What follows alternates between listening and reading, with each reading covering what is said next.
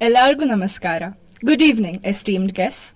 On behalf of the Center for Budget and Policy Studies, it is my distinct honor to welcome you all to the annual Poornima Vyasulu Memorial Lecture, an event dedicated to celebrating the enduring legacy of one of our co-founders, a visionary researcher and a compassionate human being. The annual Memorial Lecture is our humble effort to not merely commemorate her life, but to reignite the intellectual fervor and commitment to fostering critical dialogues that Dr. Poornima embodied throughout her illustrious career. The inaugural Poornima Vyasulu Memorial Lecture took place on 11th May 2010, and for the past 15 years, we have upheld this tradition by inviting distinguished speakers who have made significant contributions to the fields of public policy, governance, and development. This year, we are honored to have Professor Mary John as our keynote speaker. Before we proceed with the lecture, however, allow me to reflect on the life and work of Dr. Poornima. Her approach to research was deeply rooted in respecting the people behind the numbers, ensuring that her work uplifted rather than disrupted their lives. A prime example of this commitment is evident in her paper on Women in Panchayati Raj, co-authored with Dr. Vinod Vyasulu, where Dr. Poornima's commitment to rigor is showcased in how she carefully framed her studies.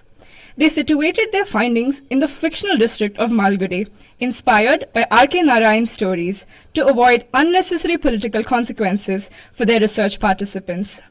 This thoughtful move allowed her to vividly capture the complex realities of grassroots democracy while protecting her research participants. As I researched more about her, I came across how she spoke about her work with rural women farmers in Karnataka. She recognized that rural women apply rigorous cost-benefit analysis to new technologies, and their perspectives may not be easily understood by outsiders. Recognizing their wisdom and lived experience, she honored their knowledge systems rather than imposing external solutions, an ethos that CBPS has continued to uphold even today. In every project, Dr. Poornima modeled a rare kind of scholarship, one that is critical yet caring, analytical yet hopeful. Her work reminds us that research is not just about answers, but about a commitment to rigorous inquiry guided by the ideals of justice and equity. I would like to add one more personal reflection. One of my favorite aspects of working at CBPS is the daily bowl of fruit we receive, thoughtfully prepared by Ramesh Anna. This considerate tradition, initiated by Dr. Poornima, ensures that everyone has something nutritious every day. Long before workplace wellness became a prominent concern in public discourse, this simple yet profound act of care epitomizes Dr. Poornima's essence as a co-founder and researcher. Someone whose professional and personal ethos was always rooted in nurturing collective care. And it is this legacy that we strive to honor through our work and this lecture. On that note, I would like to invite our director, Dr. Niveditha Menon, to introduce our eminent speaker, Professor Mary John.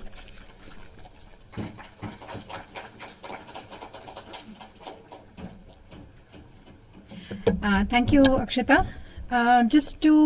For everyone who is here, we have copies of Dr. Poornima Vyasulu's article that Akshitha was referring to, available to you on paper and obviously online.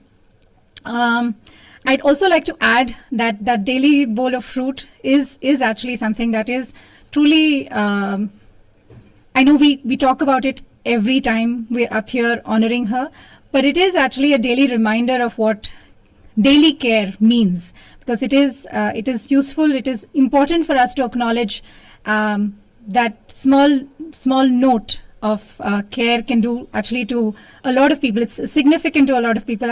I heard one of our interns apparently takes everyday photographs of that and posts it as a way of saying, oh, like this is how the organization cares for me every day.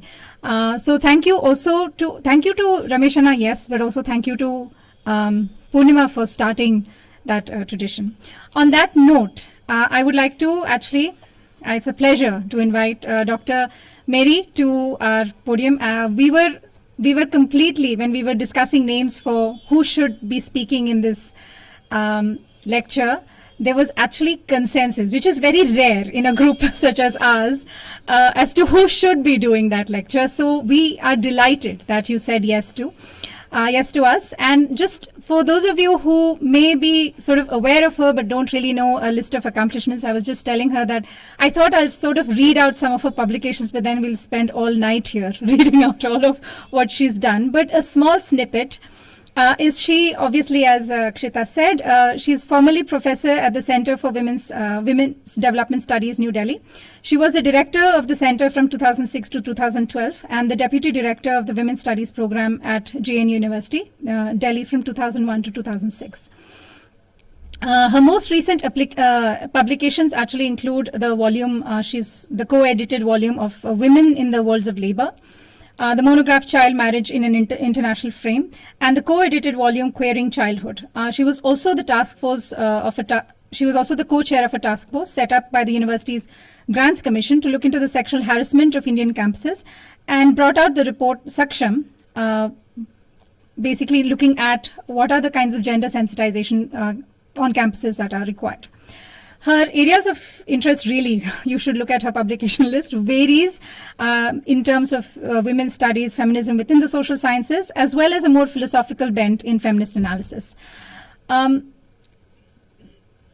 In 2024, we actually did welcome her to talk about her recent book, Child Marriage in an International Frame, and that's really where she sort of created a fan club within CBPS. And that was really the kind of starting of a conversation that we had even within CBPS as to how do we look at specific kinds of concepts. Not, we come with it's useful to come with a long list of traditional ideas because I think foundations are good. But it's also important to kind of constantly re-examine where those ideas come from. Why do we use those terms? What are those terms really mean? And that, I think, discussion at CBPS was very useful for us to go back and revise, maybe rethink about why we use the terms that we use.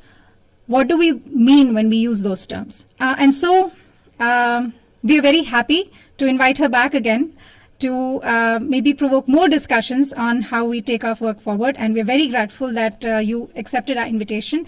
Thank you, Mary, and over to you.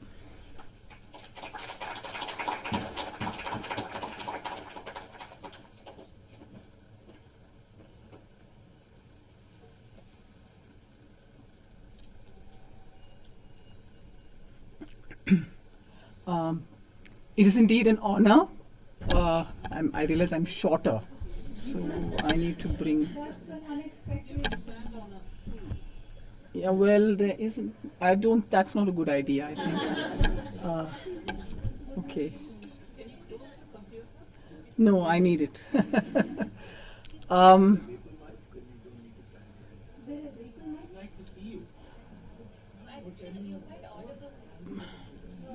Is this better? I do need to look at it because I have a PPT and it's not all in my mind. Is this okay? There's a mic here. No, they removed it. What about the remote? Because then she can just... Is this better? No, I think what's happening is this is what's blocking all of them from seeing you. Can I bring it? That's it. I can't get it any lower. She'll need to move it. If we keep it a little bit over here, and this is alright. If I keep it here or something like that, would you be able to see it? Okay, but then I know that won't work It because won't I work, can't yeah? see it. Yeah. So Okay, so maybe what you can do is Use the mic. use the and mic Or- and then we can just... Or I could be at an angle. Yeah. That way, so I'm facing. no, this can't move it. Why don't I do it this way around? Does this work? Or you Can all of you see her? Sorry about that. Okay. Okay, so then I don't think I need this.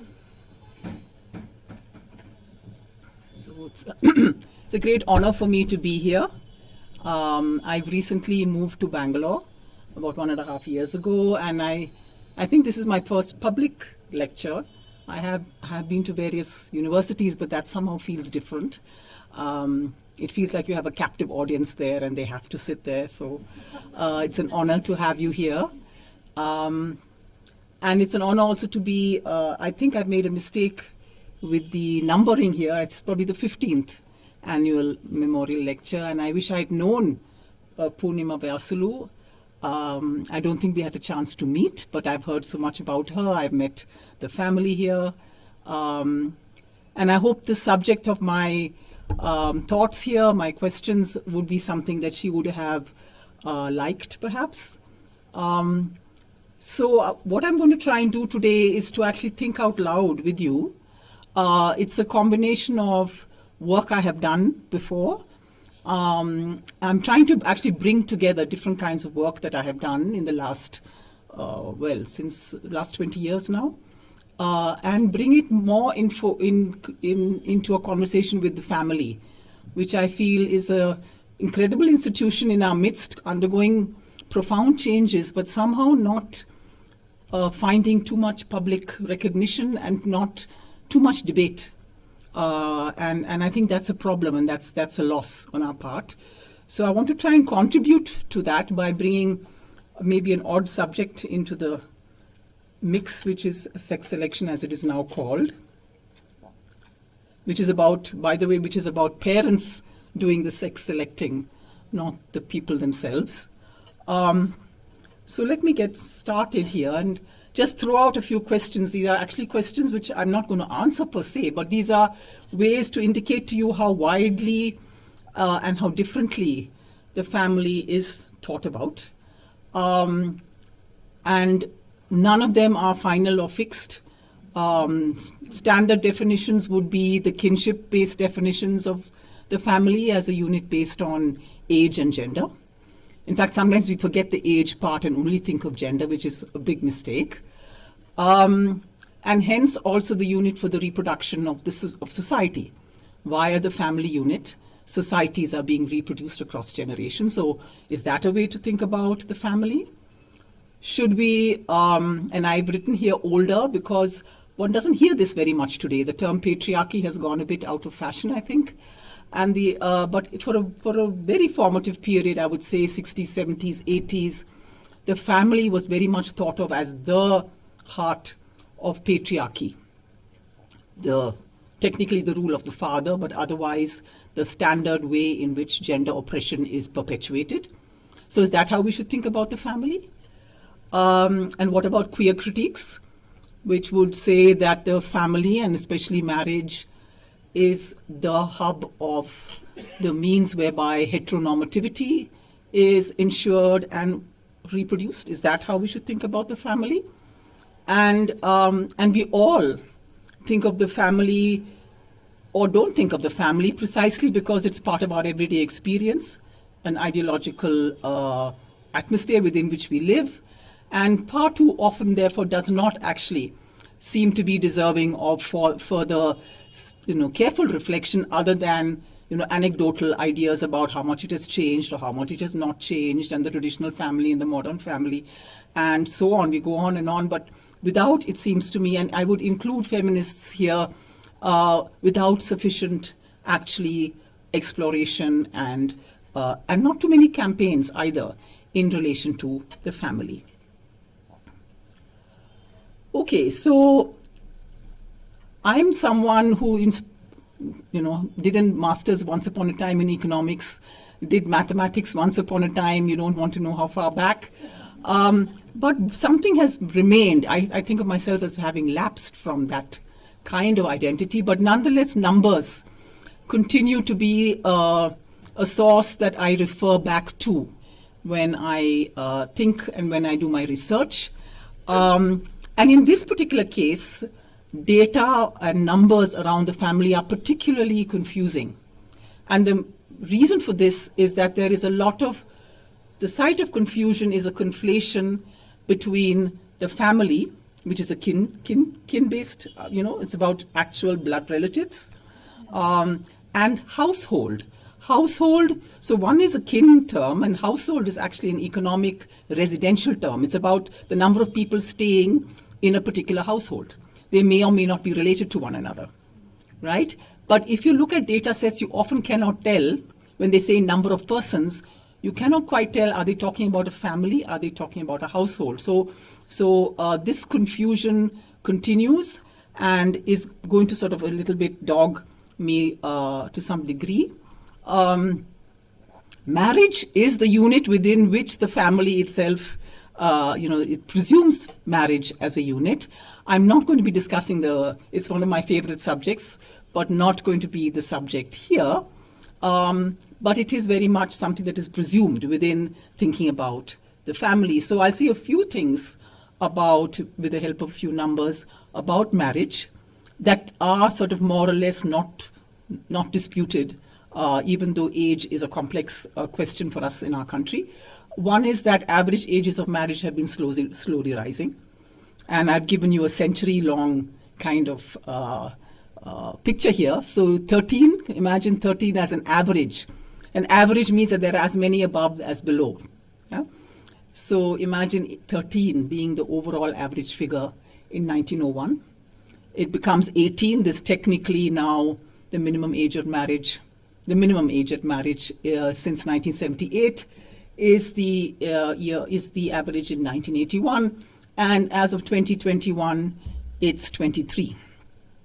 So here we see some very simple, straightforward, but slow increase. The other is, I think, very interesting or sobering, and makes me speak about, in my other work, the compulsory nature of marriage, by which I don't mean that is forced, but that it's near universal. Barely 1% of anybody, male, female, were never married. Never married is a technical term, meaning that at no point in their lifetime have they married. Barely 1% in 1992.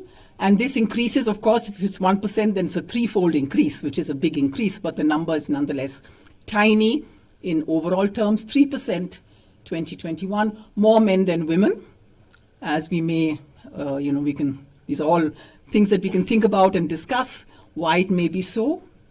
And of course, average figures means that there's considerable variation across the country, across castes and groups. We can discuss that later if you like, but I'll just leave it at that for now. So here is this confused set of numbers for us to use as backdrop for my discussion here. And I'm calling it family/household for that reason. This is from the National Family Health Survey. This is a major survey, now one of the largest of its kind. The most recent round, it started in 1992, and the fifth round was completed in 2021. There is a sixth round that is currently underway, and it has 6 lakh. It's basically the main respondents for this survey are women in the age group 15 to 49, considered quote-unquote reproductive age group. But there's also standard household data that is collected through this survey. And based on that data, I have come up with these figures from the 1992, that is NFHS 1, to 1929, that is the COVID years, when they nonetheless did undertake a survey, that is NFHS 5. And these are, and the reason I'm putting this as a kind of, there's all small question marks attached to each of these, because we are assuming that these are family units, but at the same time, the only data we do know is that they are living together in a household, right? So 1 person, 2, male, female, again, assumption that they're a married couple, or maybe in a living relationship. 2 adults and children, the so-called nuclear family. And 3 generations, that is to say, parents, children, and an elder person. 1 or more elder persons is the so-called old idea of the joint family. And I've given you 2 moments in time, about 20 years apart now.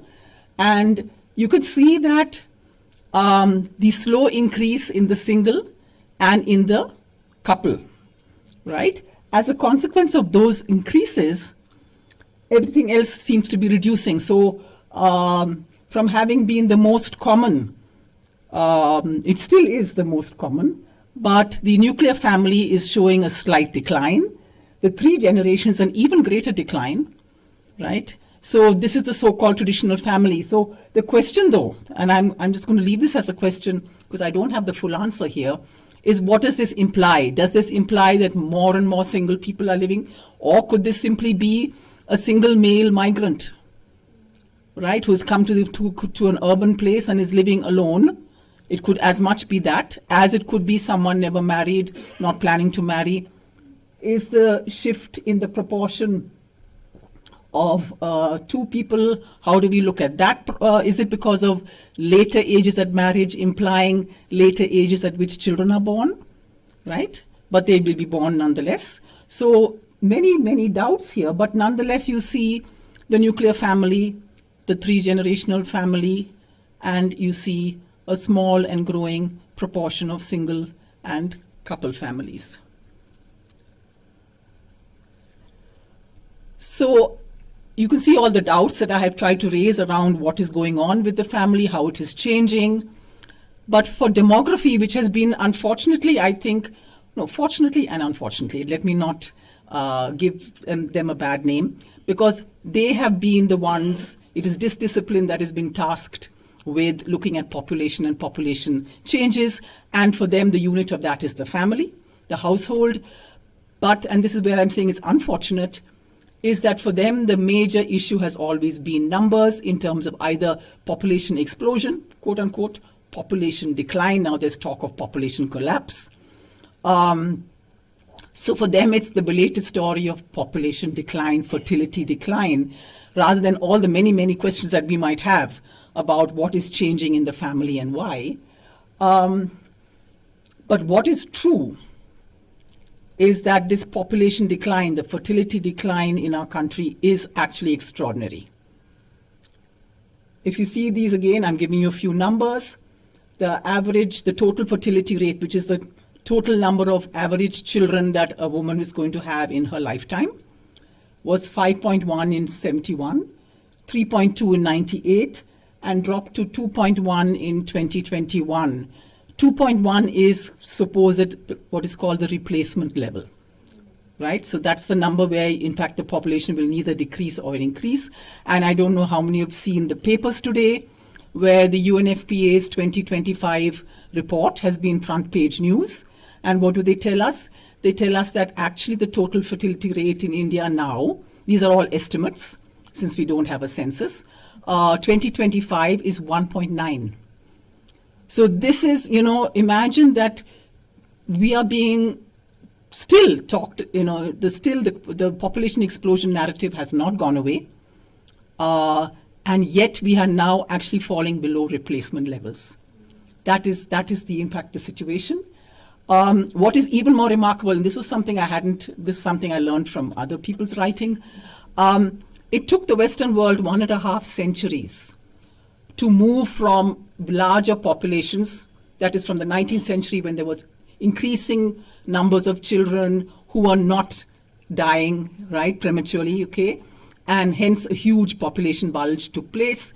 And from there to the decline, which they now all have, it took 1.5 centuries. It took till the 1960s, 70s for those numbers to then drop to 2 children. And now, of course, some of them even lower than that, 1. A long, slow, complex process. In India, it took barely 40 years, 50 years, okay. And China, I just thought I'd put it there for you to think with, 20 years. 20 years for them having, so imagine the kind of incredible compression that is going on here and the kind of forces at work to produce this kind of change so quickly. And yet we talk population explosion. Just quickly, just some, the patterns. I don't want to bother you with too many figures here, but Kerala was you could say it was an early bird. It dropped to 2 children as an average sometime around the 1980s and stayed that way. It's been more or less stable after that. It hasn't gone below that. And our so-called high population states like Bihar, please keep in mind that these are some of the most rapidly declining states from a very high level, from having had 6 or 7 as average numbers of children, it is now 2.8. Okay, so everybody is declining, everybody is converging, all groups are converging. I know there's a huge ideological discourse around differential fertility rates by religion. All of them are converging. And in fact, those that had larger families are converging even faster than the others. So why and how has this happened? There are all kinds of claims, but not a lot of clarity. The usual talk is economic development, women's education is seen to sort of have a kind of a correlation, I should call it. We don't know about causation. Correlation with fewer children. Is it the effects of the 2-child norm that our government pushed? Is that what produced this effect? So that it was more or less coerced and not in fact voluntary? Is it contraception, sterilization, or some combination of all of these? Sexual practices are never discussed in this kind of conventional field of demography, unfortunately, because I do think there's a tremendous change happening there, and we don't go there. It's just code terms like contraception and so on that actually indicate that this is about sexual relationships, but they don't get discussed. I believe it's much more complex than any of these issues, that the way they're being linked, because this kind of decline is happening across all groups, happening amongst the very poor.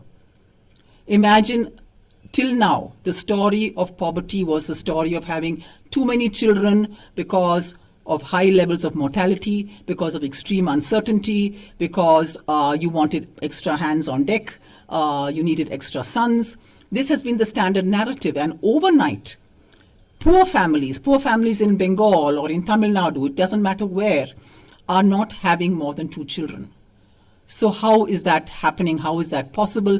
What does it mean in terms of, you have to imagine what is going on for families who are quote unquote planning in this way, under conditions where you aren't sure, where there is no certainty of things getting better. This is actually an entirely new historical moment in our time, and not something we have paid enough attention to. So, hum do, hamari do, I noticed that was a kind of backdrop, I think, to my talk as well. Is that where we are today? I'd like to leave you with that question while I move sideways and switch. So this is till now the sort of family children story.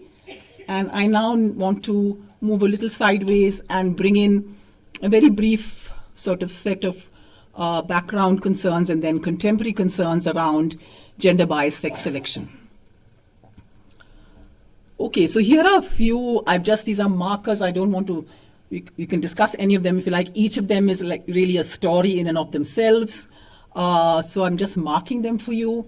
It was in the early 19th century that British officials discovered, quote unquote, discovered female infanticide amongst particular castes and groups in northern India, the Rajputs, for instance, the Jats, and so on, how and why they did so, and what happened as a consequence.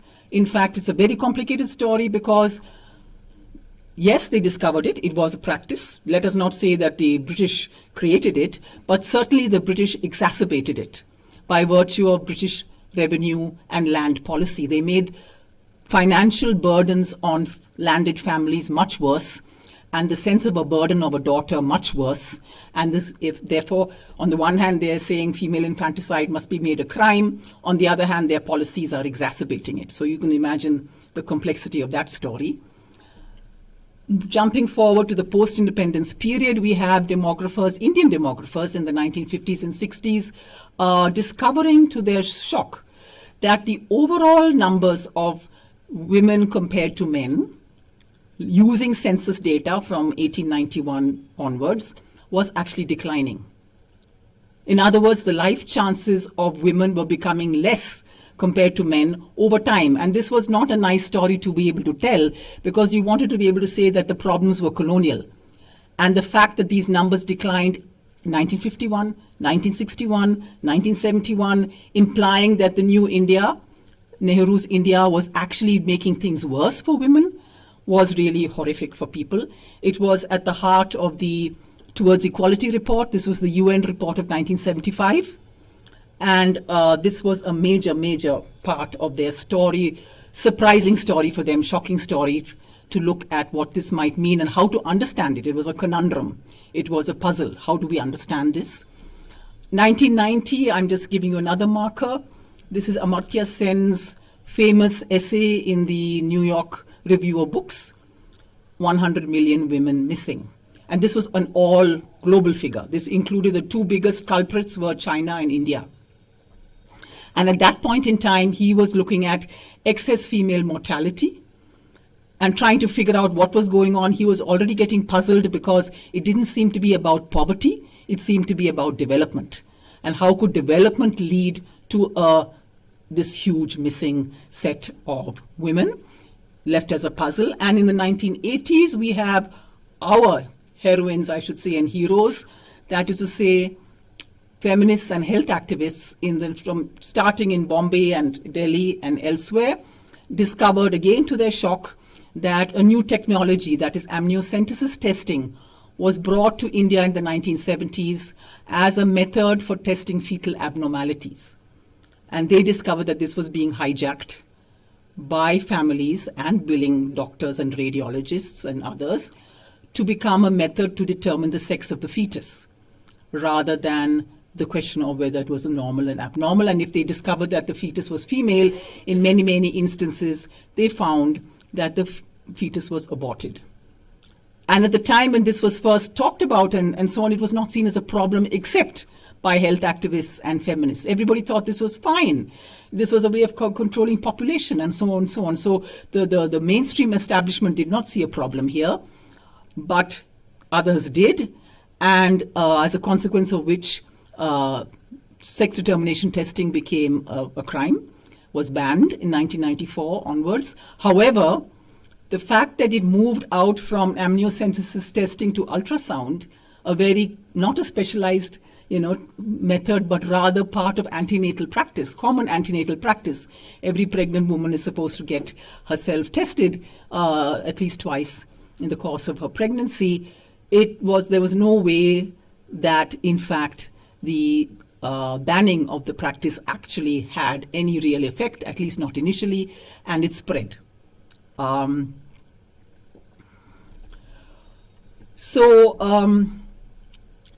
Where are we now in thinking about sex selection? It's one of the most studied subjects, I think, topics, and no longer just by demographers, though they do hog a lot of the space. Sociologists, anthropologists, feminists have all sort of got into the act. A lot of, again, puzzles and so on. A little less puzzling today, insofar as the big shift from the 1980s was from forms of discrimination, post-birth discrimination, where a baby girl would simply not be given the same care as a baby boy, would not be taken to a hospital as quickly as a son might. Premature aging, women becoming, in fact, we are unique for all the wrong reasons. One of which is that till the 1980s, 90s, women did not lived shorter. Life expectancy for women was less than that for men. The rest of the world is the other way around. So all these reasons contributed to what we would call post-birth forms of neglect that produced this imbalance in the sex ratio. However, from the 1980s onwards, when this gender-biased sex selection, sex determination testing, and the capacity then to abort then took over as the main reason why the numbers were looking as bad as they were. So it's not an entire story to this very day. There is still gender bias in households. It has certainly not gone away, and the poorer areas it's more pronounced. But the most common reason why we still have an imbalance, and one that has not gone away at all, is because of technologies that are available by which you can eliminate before birth. So, son preference and daughter aversion, this is a phrase that we have used in our research. I think because both are happening, has been enabled by these new technologies. especially ultrasound. And I think there was a year ago in Mandya, I think there was a case that came up and hit some headlines. So it's in our own state as well. The international story is very complex and very fascinating. For some reason, it's Asian nations that seem to be the biggest culprits. And this ranges from China, South Korea, to Vietnam, to countries like India, to the Central Asian countries, especially post-socialist, post-1989. It appeared in Georgia, in Azerbaijan, Kazakhstan, and so on. Very, very fascinating accounts at different levels, different rates. And the story is complex also because there are different kinds of trajectories whereby a situation gets much worse initially, seems to plateau, and then actually become better. And one example that is usually touted in the international literature is South Korea. South Korea at one point in the 1970s and 80s had one of the worse even than China, very adverse sex ratios for women, for girls. And this is now today back to what it should be. Others are getting there. Now China, again, a very big culprit, thanks to its one-child policy. Today, its numbers are more and more balanced. We are, well, I can't quite summarize it quickly, but the worst, Northwest India, Haryana, Punjab, these were the worst, culprits, if you like, in terms of both having longer histories of gender bias and therefore very adverse sex ratios, but also the biggest ones to pick up the practice of gender bias sex selection through technology. They had the worst figures in 2001. Punjab, for instance, had got below 800 girls per 1,000 boys. It was by far the worst. Those have now improved somewhat, right? We don't know quite where they're going because we also don't have the figures now. But it has spread in the meantime to the rest of the country. So parts of North India, East India, where it was unknown, South India also, where it was only known in certain pockets, like Tamil Nadu had certain groups where female infanticide was practiced. But today we have some very bad regions here and there in the South where the situation we thought was not conducive to that. Why is it improving? Why is it worsening? We can imagine the reasons for that in terms of spread, in terms of people, having, adopting a practice they may not have earlier. Why does it get better? Actually, we don't quite know. Even the South Korea story, there are no clear answers. They say, yes, policies in favoring women and in favoring inheritance rights for women, they kicked in. Punitive moves to sort of control the technology, which are often very, very weak, may have kicked in. They don't quite know. And so there's just a simple, vague idea that these are endogenous, which means that at some point they become unsustainable and change. And I find that very remarkable because in my own field work, when I've asked, say, in Haryana, where one of the worst parts of the country, when I've asked families, why do you think you need to change? Because it's the infamous state of bride shortages, right? When the consequences of that become palpable 20 years later. None of them say, oh no, now we should take care of our daughters because our sons are not getting wives. None of them say that. So what is going on when in fact the situation actually does improve? It's something for all of us to ponder.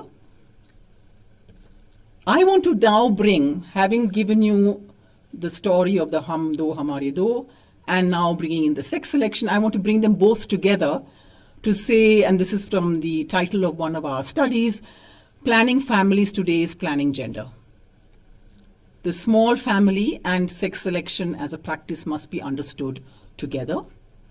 So when, and this doesn't take much for us to think with, when the desired number of children falls to say 1 to 3. Most of them say 2. Hamare do, yes, that is the standard. Ek ladka, ek ladki, whatever language within which that is said, that is the standard preference. Some say just 1. Some say maybe 2 boys and a girl, so it varies between 1 and 3. In such a situation, when the first child that is born is given the sex female, then the question does arise, what next? If we are not willing, imagine the old days, in the old days with rampant discrimination, no doubt, but when the number of children was large, then the chances are that such families had both boys and girls at some point along the way. Or you had large families, girls, girls, girls, girls, girls, girls, and then the desired boy comes along, right? This is also very common in our history, but that had the unintended effect of allowing more girls to be born.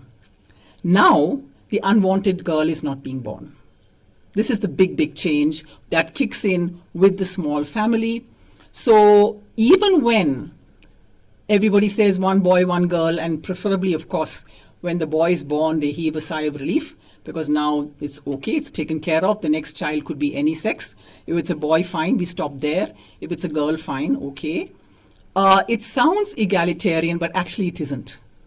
Because it is, and this is something I really learned from the field, where they would say, kam se kam, ek ladka, zyada se zyada, ek ladki. This was actually what they were saying, which is not a gesture in the direction of egalitarianism, actually.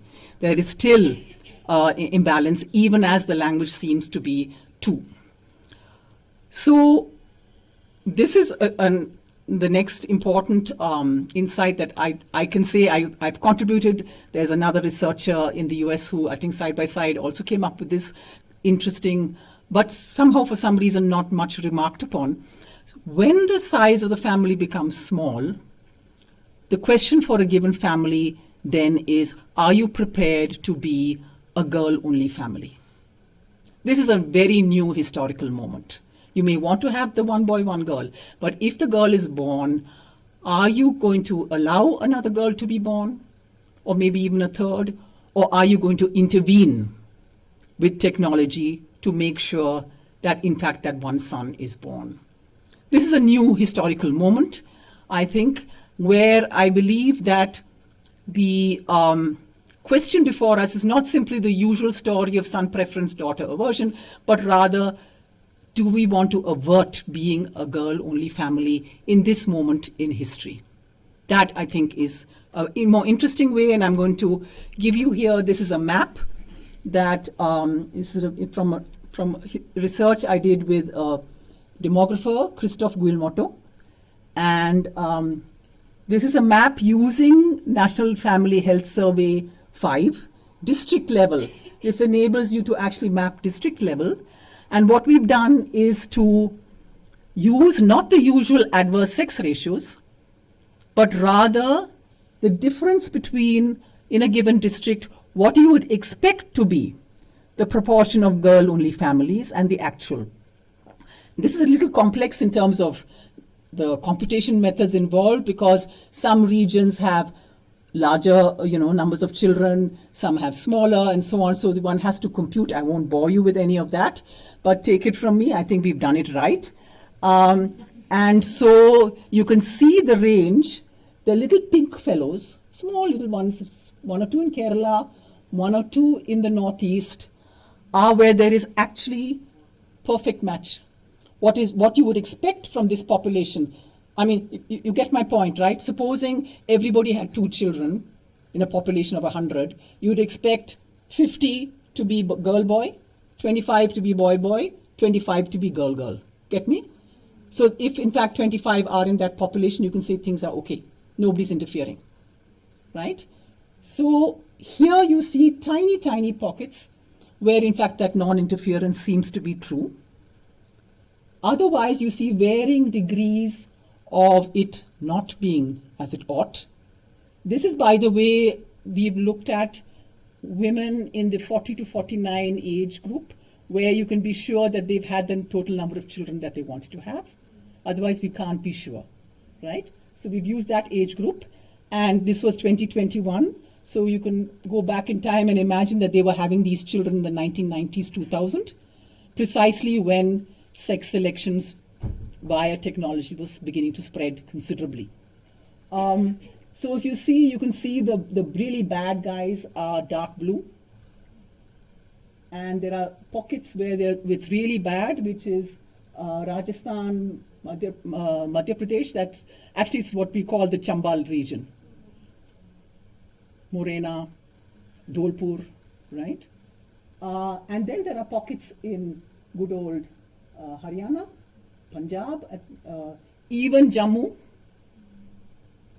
Okay, Jammu very bad, some parts of Jammu, Arunachal, and bits of Bihar.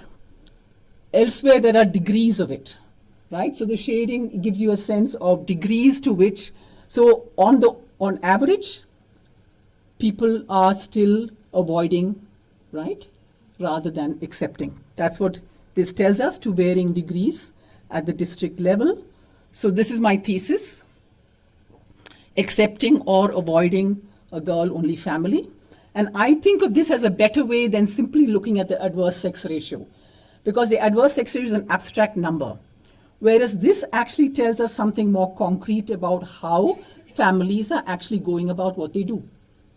This is what a family has to face as a dilemma when they decide to have a child or more than one child, and not wanting to have more than 2 or 3, right? This actually tells us more about what they're either accepting or avoiding, and regions where this is more or less true, or communities where this is more or less true.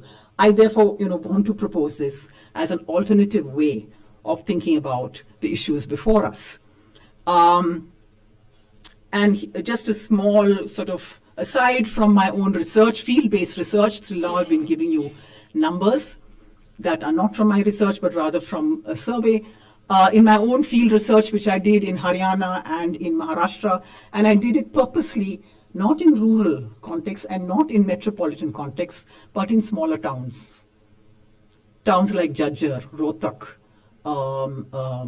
and similar sorts of towns in Maharashtra, where not Bede, the rural areas, but Bede, the town, where I do believe that the issues are at their most tense and they're most critical in terms of families looking to improve their lives, looking to get ahead under severe constraints in terms of what a town can offer them. And it is here that I heard and listened to what women had to say, what mothers had to say, and I looked at the actual figures of their children. And Haryana, as maybe might be expected, heavy avoidance. The numbers were very tiny. It was mostly boy, girl, and boy, and then girl only. Tiny, tiny numbers. And the few who were either too poor or decided that morally they did not wish to sex select were in a mode of resignation. As God wills, they would tell me. Compared to Maharashtra, where it was a more mixed story. Yes, there was avoidance, especially amongst upper castes, but amongst all castes, and I have to say, including scheduled castes and others, the practice is everywhere. Some degrees of acceptance here and there. Yes, we'll manage. Yes, we'll get ahead in spite, or we'll survive. Even there's no son in the family to take care of us, or whatever is expected. Girls, we will do somehow. There was more of that kind of talk in Maharashtra, and I imagine we would have mixed talk like that across the country. Here in Karnataka, again, would be very interesting to see what mix of narratives girl-only families would have to offer us. So the stereotype, it's very interesting that even as this tussle and this tension between wanting a girl or not, being willing to accept a girl or not is happening, the stereotype is actually one of bad sons and good daughters. So you need a son, but chances are that he's going to be good for nothing. They use this phrase, good for nothing. He will not do what we want. He wants this and that from us. He wants a motorbike, he wants this, he wants that. He will leave us. He will not be there for us in our old age, but we need one. Girls, sweet, loving, caring, you name it, they are all those things, but she has to be settled elsewhere. And how is she going to spend her life between the in-laws and caring for us? So therefore, the imbalance is there, even as the discourse is in fact stereotypically that of good, bad. So notice then also that this kind of planning is entirely normative. It is assumed before birth or at the time of birth that the girl has to be settled elsewhere. Heterosexual marriage is her future. The boy has to find a job that will support us. So there is no room here for disruptive norms, for thinking or otherwise. And think why that might be the case, because I think sometimes we think about this in a kind of vacuum, and that's the first point I want to make, that this kind of planning and thinking is happening at a time when, on the one hand, we are close to parity when it comes to education for girls and boys, and on the other hand, job losses are profound, and they're at their worst when it comes to women. And we all know this now. There was a time when we were not sure about it, but now, thankfully, the subject, I think, has become public. The data is out there, and even when job opportunities for women improve, invariably it is in the worst sectors, the poorest sectors, in agriculture, and so on, and these are mostly distress-led. It's not that there are more and more jobs. So, under these conditions, I want us to think, what then, how then are families planning? They're not planning in a vacuum. They're planning precisely in this context. This context is shaping their ideas about how many children and what sex of children to have. I'm almost done. So let me just leave you with one set of concerns. We have historically, and I think still to this very day, approached gender-biased sex selection through the lens of violence. Remember that the first term that was used in our political campaigns in the 70s and 80s, I don't know how many of you were active at that time, was female feticide, which means murder of the female fetus, literally. That's what the term means. It was understood as a very sharp forms of violence, as was other forms, a preemptive, a wonderful phrase I think Kumkum Sangari came up with, preemptive violence. Don't wait for her to be born and suffer whatever she may suffer in the course of her life. Preempt it by elimination before birth. This has been the most common widespread way of thinking, and I would like to suggest an alternate, not an alternate lens, I think that's the wrong way, a lens that I think would encompass the question of violence, but actually looks at it as a question of social economy. That is to say, families are planning in a social economy when they are deciding what kind of children to have, if any, and what would be the desired sex of the children if they could have that kind of control over the situation. It's in that context that questions of elimination or not must be understood, I think, and that's what I would like to propose here. And when I say let's use girl-only families as a point of reference, let us look at the increasing numbers of those in certain areas as a positive development compared to those where they barely exist. I do not mean by that this is proof of gender equality. Okay, so I'm giving you a particularly stark example. Kerala is one of the good states, quote unquote, when it comes to this kind of, there is very little, maybe little pockets here and there of sex selection through technology. I'm not saying it's absent, but it's negligible. But what happens in this state, there are plenty of unwanted daughters. And those are amongst many who are now being brought to Haryana. I don't know how much of this you're familiar with, but Haryana being now experiencing severe bride shortage as a consequence of its past practices, is now, and local Jat women are not willing to marry low down on the marriage mart, right? Older men, poorer men, men with disability are not finding husbands, and families don't want to have them, you know, in the household either. So they are looking desperately for wives, and they're finding them wherever they can. They're coming from Kerala. Imagine that. Fish-eating Kerala, fish-eating Bengal, no common language, no common culture. But indeed, these are the kinds of marriages happening. So this is not a story of gender equality in Kerala versus gender discrimination in Haryana. That would not be the way to see it.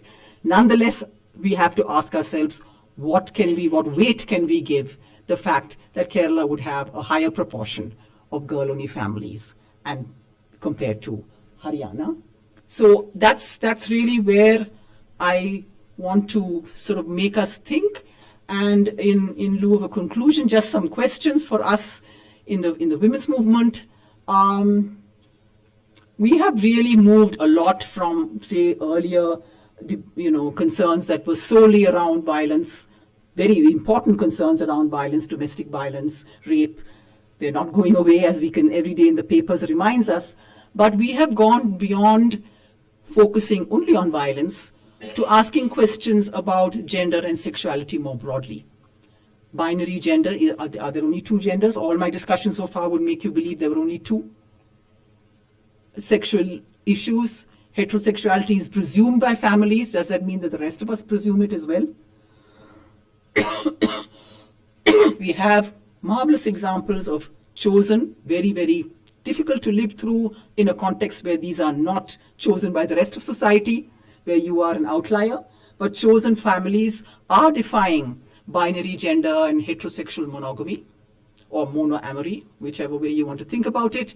This is happening today, and I think it's a very crucial politics, but to my mind, it's an incomplete politics. And I'm being a little provocative here, I know, because families include generations, whether older or younger, parents or children. It's not just a relationship between adults. And countries like ours, indeed, one of the reasons why compulsory marriage continues as it does, as the most dominant form of including arranged marriage continues to be the most dominant form, is also because of children and parents. It's because of an intergenerational contract, which isn't going away. So I want to leave you with this question then is, how can we make our politics more truly inclusive beyond what we have been doing so far? Thank you.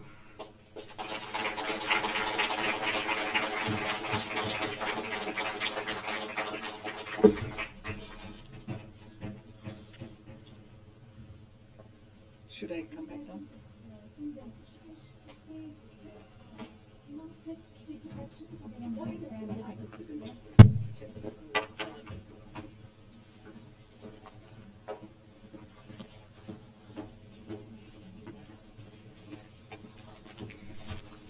Thank you, Professor Dr. Mary John, for your insightful lecture on the complexities of family size and gender preferences in India. Your historical perspective on sex-ratio imbalance, complemented by your analysis of contemporary family building strategies, has been deeply, deeply enlightening. I would now like to invite Nitya Gowda to the stage to share a summary of the lecture in Kannada.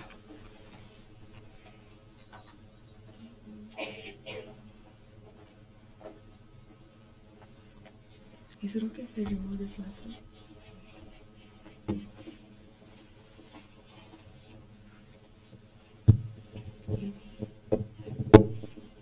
Presentation.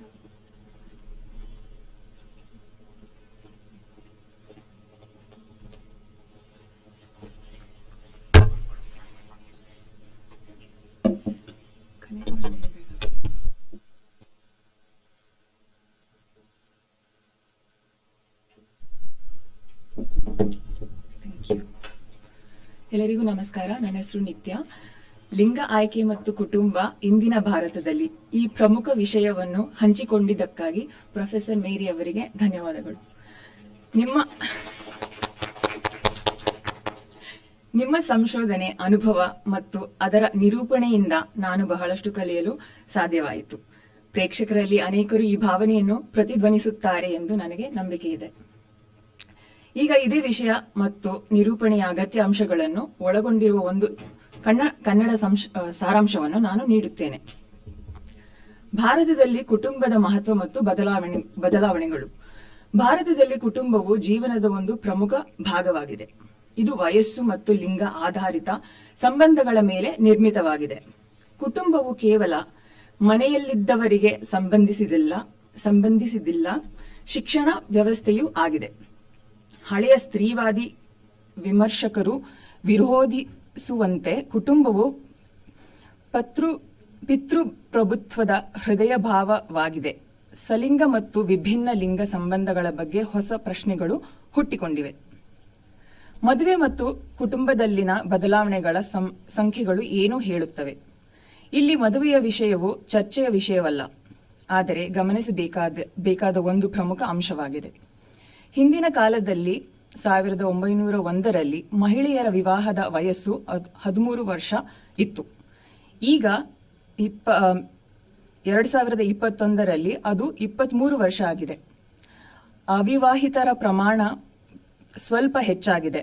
1992ರಲ್ಲಿ 1%, 2021ರಲ್ಲಿ 3%. 1992ರಲ್ಲಿ ಕೇವಲ 1% ಮತ್ತು 2021ರಲ್ಲಿ 3% ಪುರುಷರು ಮತ್ತು ಮಹಿಳೆಯರು ಇಬ್ಬರೂ ಸೇರಿ ಅವಿವಾಹಿತರಾಗಿದ್ದರು. ಇದರ ಅರ್ಥವೇನು? ಕುಟುಂಬ ಸಂಬಂಧಗಳು ಮತ್ತು ಸಾಮಾನ್ಯ ವಾಸಸ್ಥಳವನ್ನು ಸಂಯೋಜಿಸಲಾಗಿರುವುದರಿಂದ ಸಂಖ್ಯೆಗಳು ಗೊಂದಲಮಯವಾಗಿವೆ. ಜೊತೆಗೆ ವಿವಾಹವು ಕುಟುಂಬ ಮತ್ತು ಮನೆಯ ದತ್ತಾಂಶದಲ್ಲಿ ಸೇರಿಸಲಾಗಿದೆ. ಹೀಗಾಗಿ ಈ ಸಂಖ್ಯೆಗಳು ಸರಿಯಿಲ್ಲ. ರಾಷ್ಟ್ರೀಯ ಕುಟುಂಬ ಆರೋಗ್ಯ ಸಮೀಕ್ಷೆಯ ದತ್ತಾಂಶವು ಭಾರತದ ಕುಟುಂಬ ರೂಪಾಂತರಗಳನ್ನು ಈ ರೀತಿಯಾಗಿ ತೋರಿದೆ.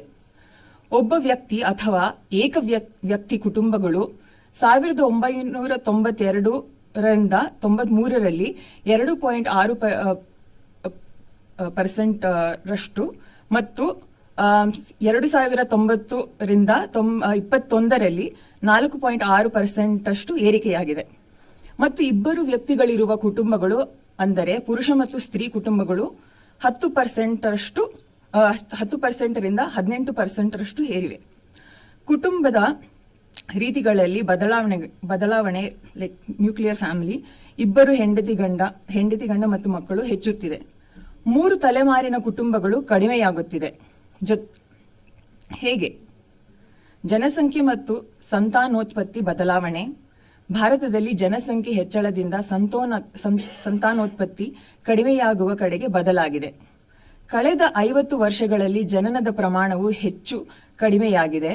1971ರಲ್ಲಿ 5.1 ಇತ್ತು. ಈಗ 2021ರಲ್ಲಿ 2.1 ಆಗಿದೆ.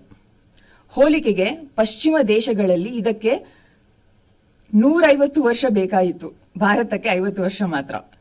ಈ ಬದಲಾವಣೆಗಳಲ್ಲಿ ಮುಖ್ಯ ಕಾರಣ ಮಹಿಳೆಯರ ಶಿಕ್ಷಣ, ಆರ್ಥಿಕ ಅಭಿವೃದ್ಧಿ, 2 ಮಗು ನೀತಿ, ಗರ್ಭ ನಿರೋಧಕ ಬಳಕೆ ಮುಂತಾದವುಗಳು ಕಾರಣಗಳೆಂದು ಹೇಳಲಾಗುತ್ತದೆ. ಒಂದು ಸಣ್ಣ ಐತಿಹಾಸಿಕ ಮಾಹಿತಿ. ಜೆಂಡರ್ ಸೆಲೆಕ್ಷನ್, ಲಿಂಗ ಪಕ್ಷಪಾತದ ಲಿಂಗ ಆಯ್ಕೆ, ಇದರ ಪರಿಣಾಮಗಳೇನು? 19ನೇ ಶತಮಾನದಲ್ಲಿ ಮಹಿಳಾ ಶಿಶು ಹತ್ಯೆ ಕಂಡುಬಂದಿತು. ಸ್ವಾತಂತ್ರ್ಯದ ನಂತರ ಗಂಡು ಹೆಣ್ಣಿನ ಅನುಪಾತದಲ್ಲಿ ವ್ಯತಿರಿಕ್ತ ಬದಲಾವಣೆಗಳಾದವು. 1980ರ ದಶಕದಲ್ಲಿ ತಾಂತ್ರಿಕ ಸಾಧನೆಗಳಿಂದ ಗರ್ಭದಲ್ಲಿಯೇ ಲಿಂಗ ಪರೀಕ್ಷೆ ನಡೆಸಿ ಹೆಣ್ಣು ಮಕ್ಕಳ ಗರ್ಭಪಾತ ಹೆಚ್ಚಾಯಿತು. 1994ರಲ್ಲಿ ಲಿಂಗ ಪರೀಕ್ಷೆಗೆ ನಿಷೇಧ ಬಂದರೂ ಇದು ನಿಲ್ಲಲಿಲ್ಲ. ಹುಡುಗಿ ಮತ್ತು ಹುಡುಗನ ನಡುವಿನ ಚಿಕಿತ್ಸೆಯಲ್ಲಿ ಅಸಮತೋಲನವನ್ನು ಪ್ರಾಧ್ಯಾಪಕರು ಉಲ್ಲೇಖಿಸಿದ್ದಾರೆ. ಗರ್ಲ್ ಓನ್ಲಿ ಫ್ಯಾಮಿಲಿ ಒಂದು ಹೊಸ ದೃಷ್ಟಿಕೋನ. ಗರ್ಲ್ ಓನ್ಲಿ ಫ್ಯಾಮಿಲೀಸ್, ಹುಡುಗಿ ಮಾತ್ರ ಕುಟುಂಬ, ಒಂದು ಹೊಸ ದೃಷ್ಟಿಕೋನ. ಇದು ಹೆಣ್ಣು ಮಾತ್ರ ಕುಟುಂಬಗಳು ಇಂದಿನ ಹೊಸ ಸನ್ನಿವೇಶವಾಗಿವೆ. 2017ರಲ್ಲಿ ಪ್ರೊಫೆಸರ್ ಮೇರಿ ಅವರ ಕ್ಷೇತ್ರ ಸಂಶೋಧನೆಯಲ್ಲಿ ಹರಿಯಾಣ ಮತ್ತು ಮಹಾರಾಷ್ಟ್ರದ ಸಣ್ಣ ಪಟ್ಟಣಗಳು, ಇಲ್ಲಿ ಹೆಣ್ಣು ಗಂಡು ಕುಟುಂಬಗಳು ಪ್ರಮುಖವಾಗಿವೆ. ನಂತರ ಎಲ್ಲಾ ಗಂಡು ಮಕ್ಕಳು ಇರುವ ಕುಟುಂಬಗಳು ಇವೆ. ಹರಿಯಾಣದಲ್ಲಿ ಬರೀ ಹೆಣ್ಣು ಮಕ್ಕಳು ಇರುವ ಕುಟುಂಬಗಳನ್ನು ತಪ್ಪಿಸಲಾಗಿದೆ. ಮಹಾರಾಷ್ಟ್ರದಲ್ಲಿ ವರ್ಗಗಳು ಮತ್ತು ಜಾತಿಗಳಾದ್ಯಂತ ಕೂಡ ಕೆಲವು ಸ್ವೀಕರಿಸಲಾಗಿದೆ. ಇದು ಒಂದು ಹಾನಿಕಾರ ಪರಿಸ್ಥಿತಿಯನ್ನು ತೊಡೆದು ಹಾಕಲು ಉಪಯುಕ್ತ ದೃಷ್ಟಿಕೋನವಾಗಿದೆ. ಇಂದಿನ ಸ್ಥಿತಿ ಮತ್ತು ಸವಾಲುಗಳೇನೆಂದರೆ, ಕುಟುಂಬಗಳು ಈಗ ಚಿಕ್ಕದಾಗುತ್ತಿವೆ. 1 ಇಲ್ಲಂದ್ರೆ 3 ಮಕ್ಕಳು. ಇದು ಲಿಂಗ ಆಯ್ಕೆಗೆ ಹೆಚ್ಚಿನ ಮಹತ್ವ ನೀಡಿದೆ. ವಿಶೇಷವಾಗಿ ಮೊದಲು ಮಗು ಹೆಣ್ಣಾಗಿದ್ದಾರೆ. 1 ಗಂಡು 1 ಹೆಣ್ಣು ಸಮಾನತೆಯನ್ನು ಸೂಚಿಸುತ್ತದೆಯಾದರೂ ಹೆಚ್ಚಿನ ಕುಟುಂಬಗಳು ಕನಿಷ್ಠ 1 ಗಂಡು ಹೆಚ್ಚೆಂದರೆ 1 ಹೆಣ್ಣು ಎಂದು ಬಯಸುತ್ತಾರೆ. ಕೆಲವೆಡೆ ಹುಡುಗಿಯರು ಮಾತ್ರ ಇರುವ ಕುಟುಂಬಗಳನ್ನು ತಪ್ಪಿಸಲಾಗುತ್ತದೆ. ಕೆಲವೆಡೆ ಸ್ವೀಕಾರವೂ ಇದೆ. ಆಧುನಿಕ ಕುಟುಂಬಗಳು ಮತ್ತು ಲಿಂಗ ಭೇದ ಯಾವ ರೀತಿಯಾಗಿ ತೋರುತ್ತಿದೆ ಎಂದು ಹೇಳಿದರೆ, ಕುಟುಂಬಗಳು ಫ್ಯಾಮಿಲಿ ಪ್ಲಾನಿಂಗ್ ಮಕ್ಕಳಿಗಾಗಿ ಯೋಜನೆ ರೂಪಿಸುವಾಗ ಅವರು ಆರ್ಥಿಕ ಅನಿಶ್ಚಿತತೆ, ಶಿಕ್ಷಣ, ಉದ್ಯೋಗದ ಕೊರತೆ ಮುಂತಾದ ಅಂಶಗಳನ್ನು ಪರಿಗಣಿಸುತ್ತಾರೆ. ಹೆಣ್ಣು ಮಕ್ಕಳಿಗೆ ಸಮಾನ ಶಿಕ್ಷಣ ನೀಡಲಾಗುತ್ತಿದ್ದರೂ ಅವರ ಭವಿಷ್ಯವು ಇನ್ನೂ ಮದುವೆಯ ಮೇಲೆ ಅವಲಂಬಿತವಾಗಿವೆ. ಜೊತೆಗೆ ಪೋಷಕರ ಅಭಿಪ್ರಾಯಗಳು ವಿಭಿನ್ನವಾಗಿವೆ. ಹೇಗೆಂದರೆ, ಹುಡುಗರ ಮೇಲೆ ನಂಬಿಕೆ ಕಡಿಮೆಯಾದರೂ ಒಂದು ಹುಡುಗನ ಅಗತ್ಯವಿದೆ ಎನ್ನಲಾಗುತ್ತದೆ. ಹುಡುಗಿಯರು ಹೆಚ್ಚು ಕಾಳಜಿ ನೀಡುತ್ತಾರೆ, ಆದರೆ ಮದುವೆ ಆಗಿ ಬೇರೆ ಮನೆಗೆ ಹೋಗುತ್ತಾರೆ ಎಂಬ ಕಲ್ಪನೆ ಇದೆ. ಕುಟುಂಬಗಳು ಮಕ್ಕಳ ಸಂಖ್ಯೆಯ ಬಗ್ಗೆ ಮಾತ್ರವಲ್ಲ, ಲಿಂಗದ ಬಗ್ಗೆ ಕೂಡ ಯೋಜನೆ ಮಾಡುತ್ತಾರೆ. ಚಿಂತನೆಗೆ ಕೆಲವೊಂದು ವಿಷಯಗಳು. ಸ್ತ್ರೀವಾದಿ ಚಳುವಳಿಗಳು ಲಿಂಗ ಆಯ್ಕೆಯ ವಿಷಯವನ್ನು ಹಿಂಸೆಯ ದೃಷ್ಟಿಕೋನದಿಂದ ನೋಡಿವೆ. ಫೀಮೇಲ್ ಫೀಟಿಸೈಡ್, ಹೆಣ್ಣು ಭ್ರೂಣ ಹತ್ಯೆ. ಪ್ರೊಫೆಸರ್ ಮೇರಿ ಅವರು ಕುಟುಂಬ ರಚನೆಯನ್ನು ಸಾಮಾಜಿಕ ಆರ್ಥಿಕತೆಯ ದೃಷ್ಟಿಕೋನದಿಂದ ನೋಡುತ್ತಾರೆ. ಹುಡುಗಿಯರು ಮಾತ್ರ ಇರುವ ಕುಟುಂಬಗಳು ಲಿಂಗ ಸಮಾನತೆಗೆ ಸಾಕ್ಷಿಯಲ್ಲ, ಆದರೆ ಭವಿಷ್ಯದಲ್ಲಿ ಎಲ್ಲಾ ಲಿಂಗಗಳಿಗೆ ಉತ್ತಮ ಅವಕಾಶಗಳಿಗಾಗಿ ಒಂದು ಸವಾಲಾಗಿದೆ. ಕೊನೆಗೆ ನಿರ್ಣಯದ ಕಡೆಗೆ ಒಂದೆರಡು ವಿಷಯಗಳು, ಚಿಂತಿಸುವ ವಿಷಯಗಳು. ಇಂದು ಸ್ತ್ರೀವಾದಿ ಮತ್ತು ಪ್ರಗತಿಪರ ರಾಜಕೀಯವು ಕೇವಲ ಹಿಂಸೆಯನ್ನು ಪರಿಹರಿಸುವ ಬದಲು ಲಿಂಗ ಮತ್ತು ಲೈಂಗಿಕತೆಯನ್ನು ಪರಿಹರಿಸುವತ್ತ ಸಾಗಿದೆ. ಆಯ್ಕೆ ಮಾಡಿದ ಕುಟುಂಬಗಳು, ಚೋಸನ್ ಫ್ಯಾಮಿಲೀಸ್, ಸಾಮಾನ್ಯ ನಿಯಮಗಳಿಗೆ ವಿರುದ್ಧವಾಗಿವೆ. ಆದರೂ ಕುಟುಂಬದೊಳಗಿನ ಅಂತರ, ಪೀಳಿಗೆಯ ಸಂಬಂಧಗಳು ಸಹ ಮುಖ್ಯ. ನಮ್ಮ ರಾಜಕೀಯ ಮತ್ತು ಚಿಂತನೆಯು ಎಲ್ಲರನ್ನೂ ಒಳಗೊಳ್ಳುವಂತಿರಬೇಕು ಎಂದು ಪ್ರೊಫೆಸರ್ ಮೇರಿಯವರ ಅಭಿಪ್ರಾಯ. ಧನ್ಯವಾದಗಳು.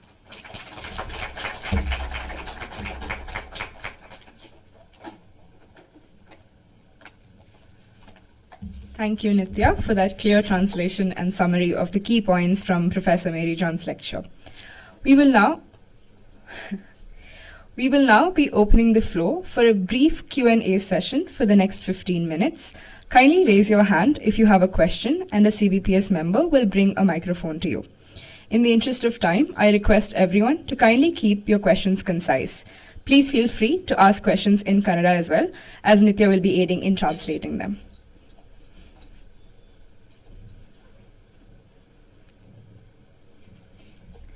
Hello. My name is Sangeeta. My question is this. During your fieldwork or studies, reading other studies or studying the subject, have you found any insights into what would make Indian families more welcoming to having daughters from themselves rather than we imposing an ideology on people? That's a tough question because very few said great. Even though they had this, standard narrative of the good-for-nothing son, or the son that fell short of expectations, precisely because we should ask ourselves that question: what would it take for a family to welcome daughters?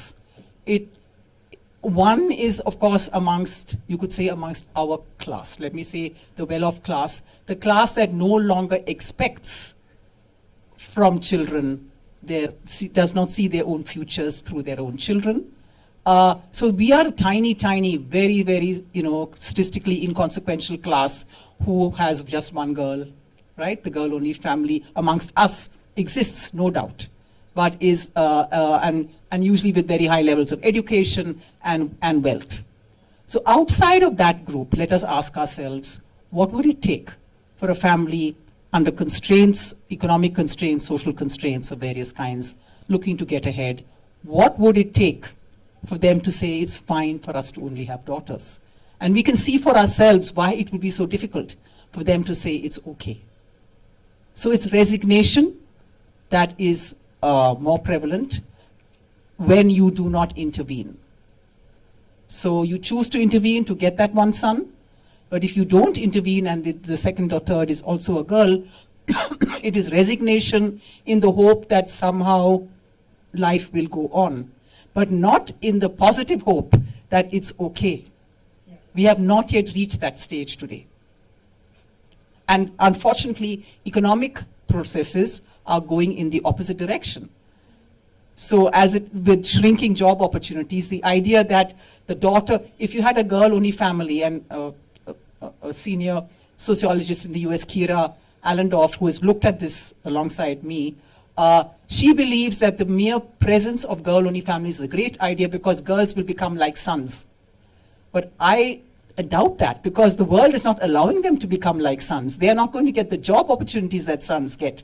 Even though Bangalore, I'm amazed by Bangalore with women in petrol pumps and women in, doing all kinds of unconventional jobs. But what kind, to what extent, does this actually imply economic viability and so on? I can't say. So what would it take for the girls to be like sons? Or what would it take for a family to say it doesn't matter? It really doesn't matter. So that's my answer to you, because really, unless they were sort of extremely virtuous families who said it's morally wrong to intervene, we take what God gives us. But that is not a positive statement either. So positive statements are few and far between. Given the world we are in, given the social economies we are in, how would we expect them to welcome daughters when the onus on a successful marriage continues to be on parents' heads? And we have not done enough to change that or to give them an alternate imagination for a future daughter, right? So at most I see in some contexts I have seen where there's maybe a little more than resignation is where certain Jat, very, very, patriarchal Jats who say, I'll get a gar jamai. The son will come, the son-in-law will now come and live with me, even though there has been a historical stigma about sons living with the girl's family, and this son will now have the benefit of what his own family gives him and what I'm prepared to give him. So there are those economic calculations that sometimes kick in, and then later on they say, well, it's really good I have this loyal ghar jamai compared to this son who is, not to be trusted. But these are all complex, circuitous ways of accepting.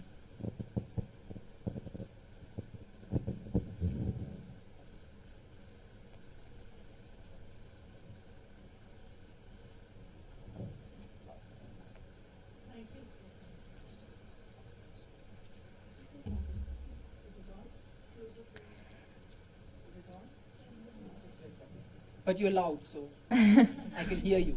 Yes. I think I can be heard. Yes. I don't know about the back. Thank you for your excellent presentation. I'm going back to something you said and offering a different kind of, you might call it episodic or anthropological data. I'm thinking of someone like Jonathan Parry, who's worked in Madhya Pradesh and has noted the preference for giving and the kinds of alterations that happen to gender relations within families as a consequence of giving education to children. And this education, that is to say girl children, and exempting those girl children from certain kinds of conventional gender duties within the family. So I say it is at the opposite end of the spectrum. It's not quantitative data of the kind you've offered us here. It's very much more qualitative. It's probably exceptional.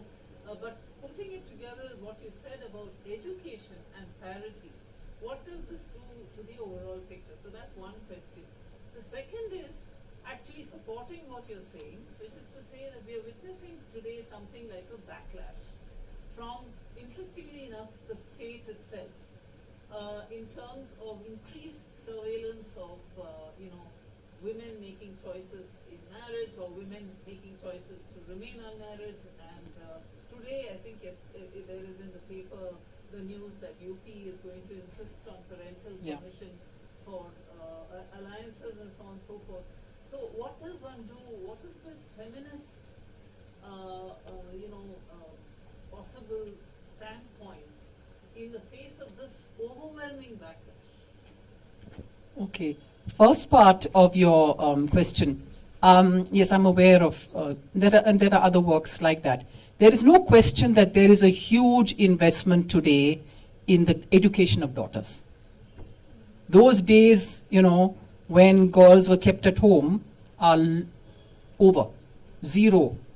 You don't have to say Beti Bachao, Beti Padhao. It's not needed. There is no question that the girl, if born, is to be sent to school.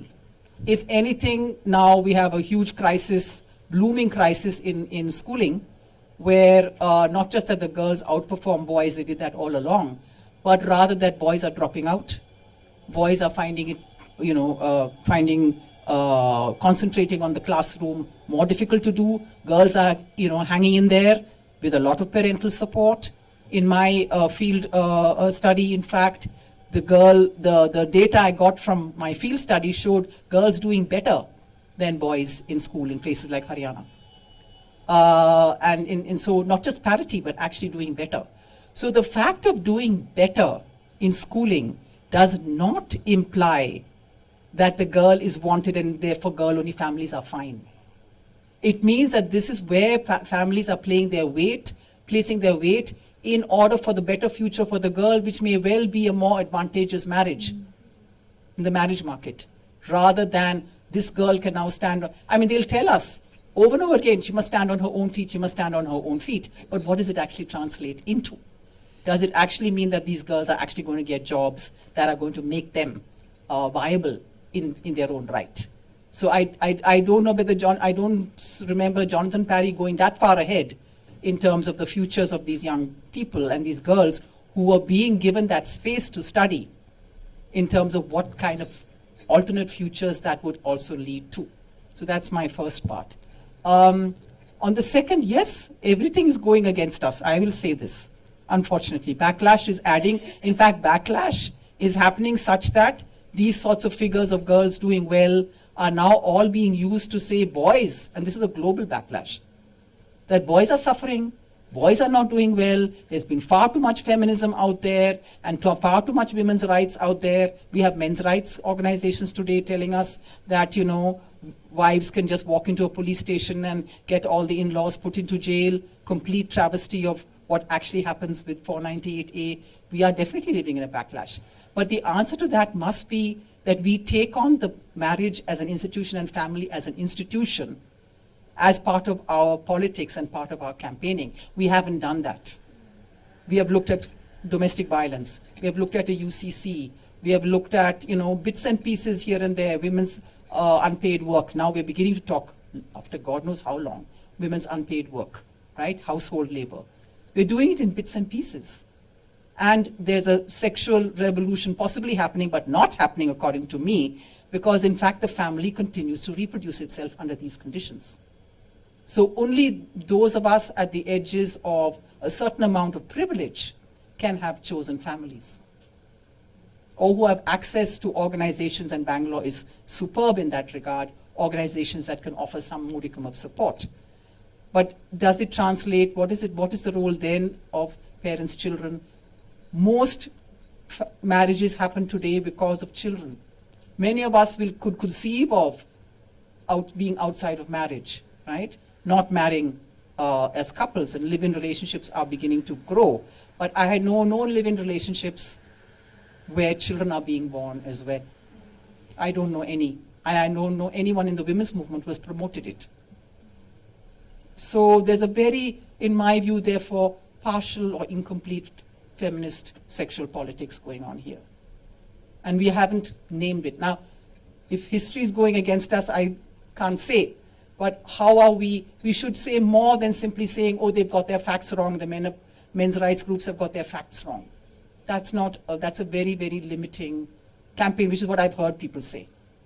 That's all that, no, it doesn't imply that women are better off. It's not true. We have to do more than that. And I think we need imagination here as much as a sort of will to take that forward. I'm sorry, it's not really an answer.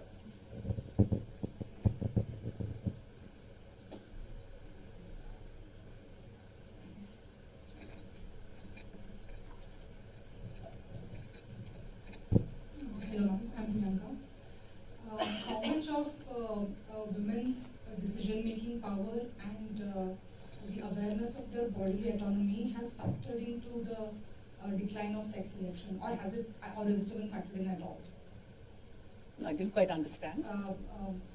We know that the women have more decision-making power these days than the yesteryears. So can we say that because of increase in their decision-making power, the sex selection has declined, or the female? Is there a cause-effect relationship between? Yes. or the We increase don't of know. bodily autonomy that I women see. have these days? Well, are we so sure that there is more bodily? Well, these are bodily autonomy is a very complicated term. I'm not quite sure what you mean by that. Meaning what? That we have more choices? Yes. Do we? Women speak up for or against female feticide. No, I'm not sure that we do have more choices. Some things are moving along. So a girl is not married off at the age of 9. There's no child marriage of that sort any longer. It's usually teenage. If there is going to be an under 18, it's 16, 17-year-olds, right? Teenagers. Some of whom are falling in love, quote unquote, whatever that means. They're falling in love and getting married before 18. Does that mean more choice? I think we need to, this idea you have, has violence gone down? We actually don't know, but the records tell us it's shooting up. But records are a very dubious measure because records tell us how many people have actually gone to the police, not how much is happening. I think there's been tremendous violence in our midst for a long time, but nobody came forward. The good news is that people are fighting back. Women, families are willing to go to the police station when a daughter is assaulted. It's no longer the shame that is overriding the desire for some kind of justice. That is the good news. But is there more bodily autonomy? I don't know. Is it maybe amongst a certain group of young people today? But this young people's group is overwhelmingly wanting their parents to find a spouse. The same group. Please look anecdotally around you and ask yourselves how many are actually living alone, deciding that they want to have an alternate form, the chosen family, how many of us? And how many are in fact expecting, I know many actually parents who say they wish their daughters would make their own minds and do it as they please, but are actually placing a heavy onus on them to find the person and to have the big fat wedding and everything that goes with that. This is happening right now. And we are the only country in the world where this is happening right now. It's not happening in China. It's not happening in Africa. We are doing this. So when you say increase in bodily autonomy, I want you to rethink that assumption. Is sex selection declining? It is declining in certain pockets, but it's not declining elsewhere. It's spreading in India. So the actual we don't know because 2021 didn't happen, but the actual child sex ratio and the SRB, the sex ratio at birth, is still going down as of the latest 2011 data, and even sample registration data is telling us that it's still going down mostly. So it's not true that it's, the turnaround I'm talking about is an overall story. We are not anywhere close to that. Improvements have happened in Haryana, Punjab alone from terribly low levels. They're now a little bit, they're better. That's all we know. So I'm sorry, I'm talking back to you in this way.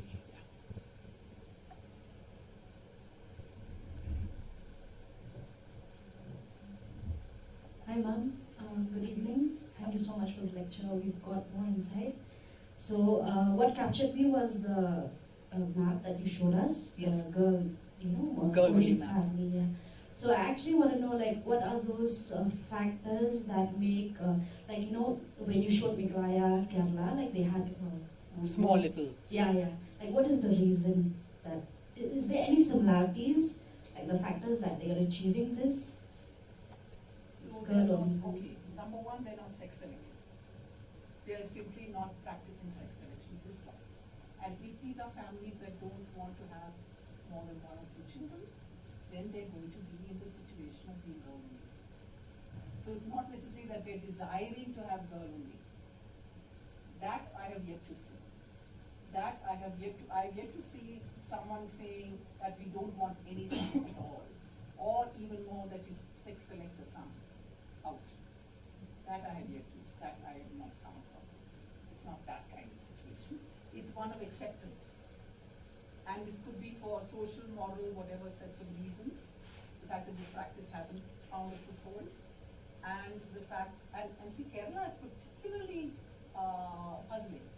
Because Kerala is not, I was born in Kerala. I'm very glad I did not grow up in Kerala. It is not a haven for women. It has very high levels of discrimination, very low levels of work participation, high levels of violence and suicide amongst young married homes. But it has high levels of education and all the many other things, and it also decided to go in for this, it went in for its historical reasons, very fascinating for a state like Kerala, that it achieved the small family long before the rest of the country in the 1970s and 80s, before any of these technologies were even available, and it stayed with that.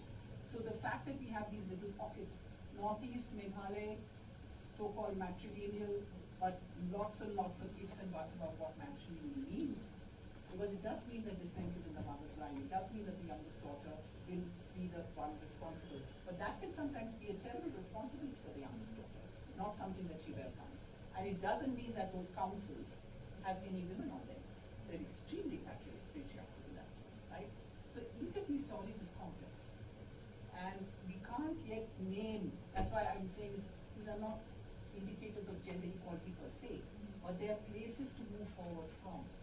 Because if we were to move into a situation where it actually would be acceptable, we'd be in a better place than where they are not.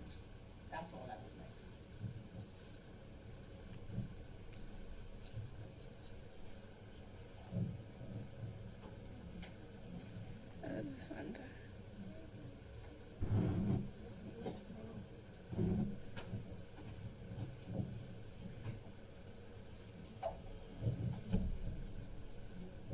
Hello.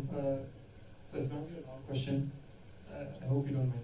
So when you spoke about the historical reasons and Asian countries and Indian subcontinent, is it safe to assume that it was the culture and tradition that like was the main obstacle for gender bias or sex selection? And now later, like when people started, thinking it's better to have one or two girls over 3 or 4 kids to chase the boy.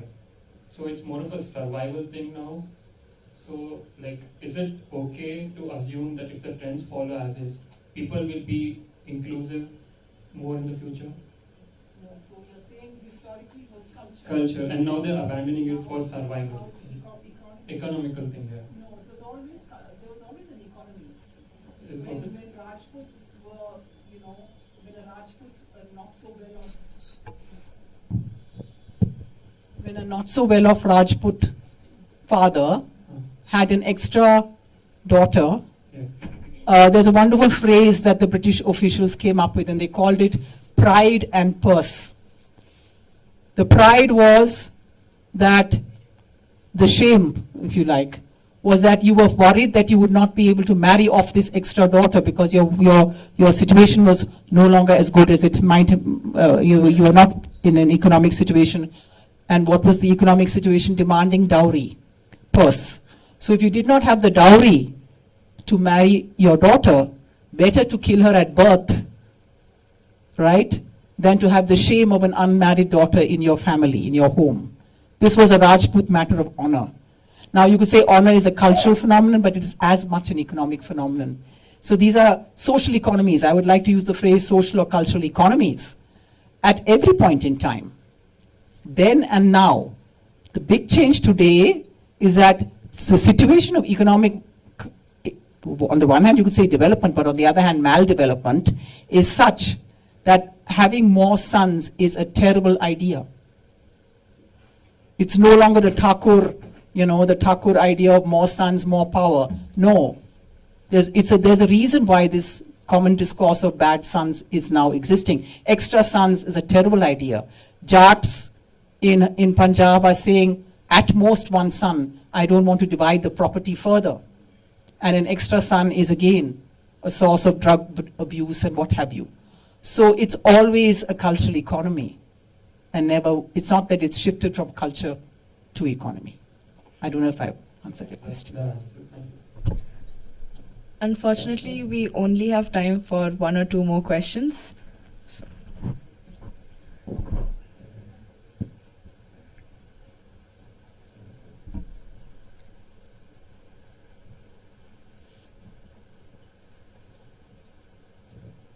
Hello, ma'am.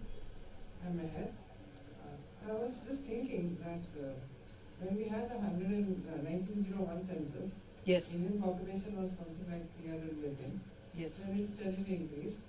After, and it increased to such a high percentage wise. Yes. So that created a kind of resource problem for our own population, vis-a-vis the division of land and resources. Yes. And made it perhaps worse for the girls to survive in that kind of, and as you said, that in post-independence, sex selection was found to be more worse than it was earlier. So that is one question of mine. And the second question. So you're asking why? I mean, did that happen because of that? Because of land. The population grew very high. Okay. And the land was just the same. Okay. And the division of land again causes issues, along with more children at the same time. And then, as the education of girls went up, boys and their empowerment, there is a feeling that the boys or the male have not been brought up socially in that level to accept an empowered lady or empowered girl in their own gender. So there is a kind of a mismatch when it happens. In the same age group, when the younger, I think the younger girls also feel that the men are not that level, that free or liberal or modern as they show they are. So is it happening like that? Well, if there is a pressure on land as a consequence of expansion of population, I would think that in a context where women don't inherit, and that continues to this very day, that it's on paper, actually the tension would be on the number of sons, not on extra daughters. Daughters are going to leave. Now, dowry is an issue, but land per se is about division amongst the sons. And that would account for the fact that you have fewer and fewer sons. Right? So that should actually not necessarily translate into a worsening of the sex ratio. The reasons for the worsening of the sex ratio is a complex one, and I think now we do have more. It was a big puzzle at the time when it was first noticed. These are overall sex ratios. So one is, yes, discrimination towards daughters, premature aging of women, so that life expectancy for women was actually lower than men.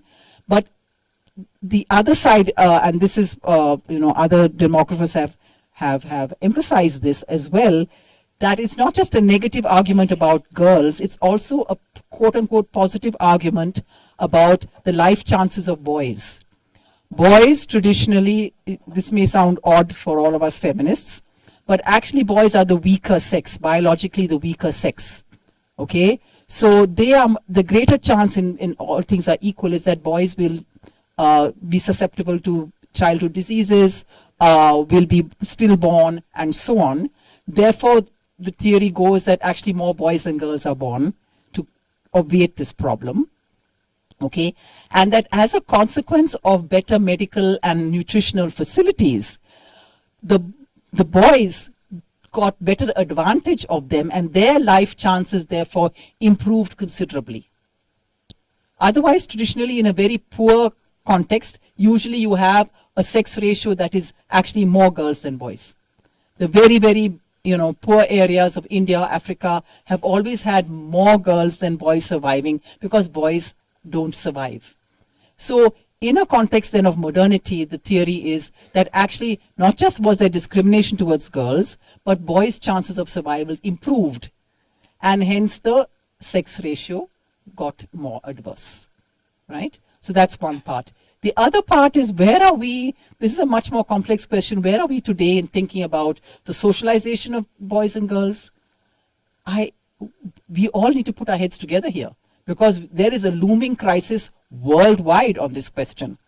I mean, this adolescence film, that everybody's supposed to see. I have not seen it because I don't want to see it. But it is supposed to be the lesson to be learned today about what is wrong with the socialization of boys and what makes them murderous towards girls, or what makes girls uppity somehow. I think there's an element in that the girl is uppity somehow towards this boy, and he gets extremely angry as a consequence. We need much more.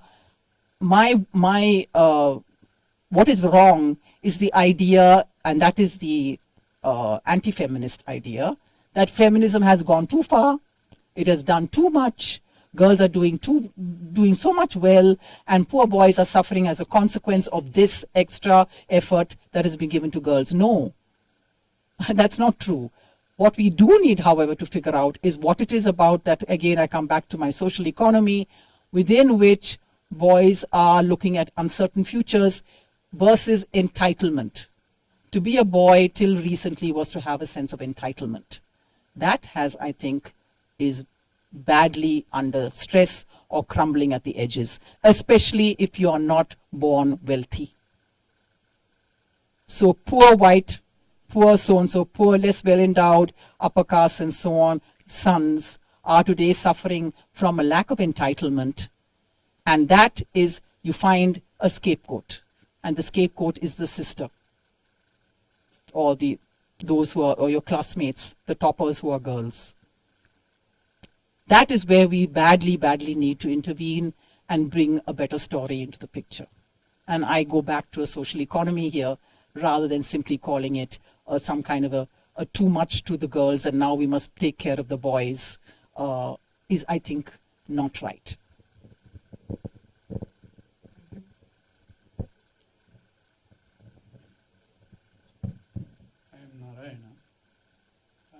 See, one thing that has puzzled me is we have some other data source on this issue which is not being used.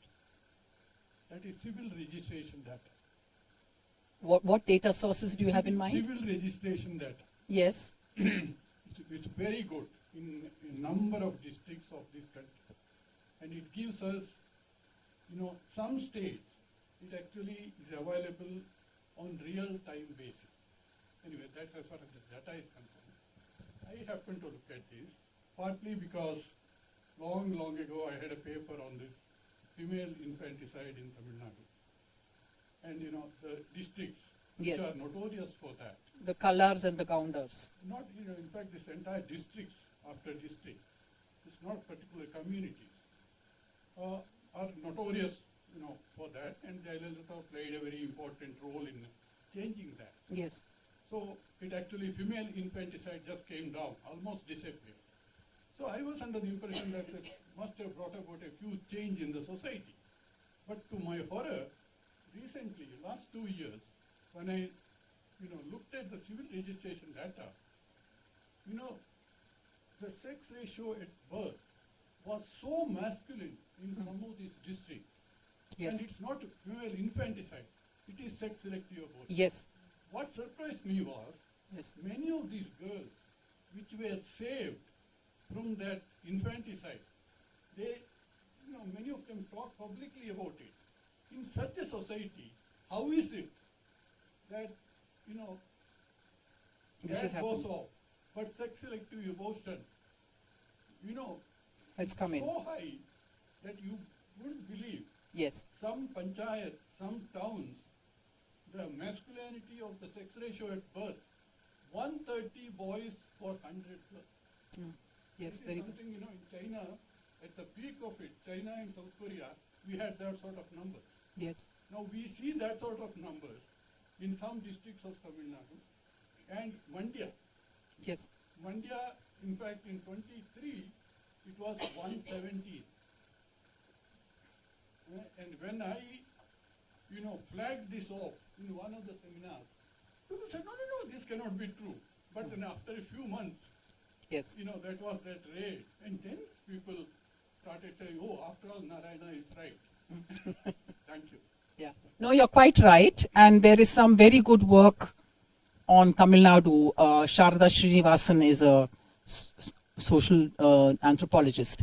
And she has mapped the shift from female infanticide, which is a much more localized practice, and it will also, by virtue of the, imagine having to actually kill a baby girl, and I shall not describe how it's done, many ways in which it's done, to the entry then, the annexation, the hijacking of technology, which makes it, and it's amazing how technology works to assuage the idea that this is a PAP.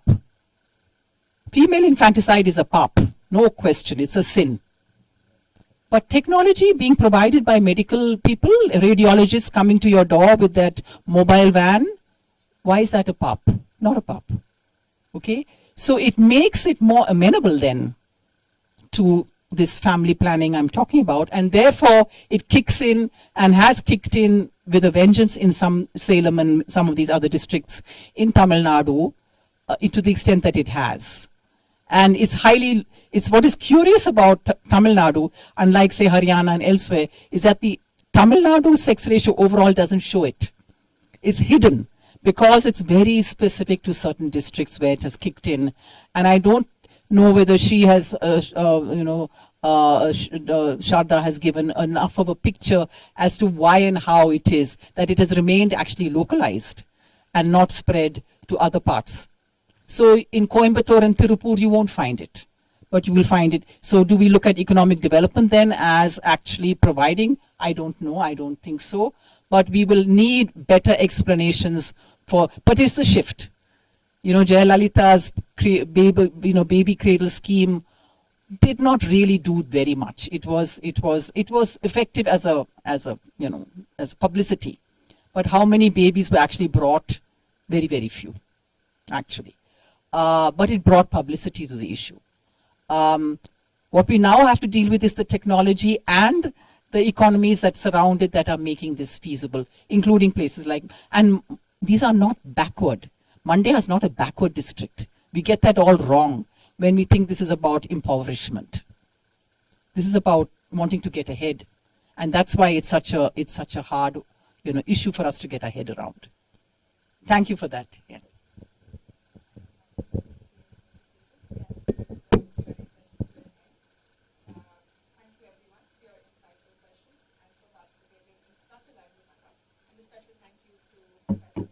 For generously sharing your expertise and answering the questions with so much depth.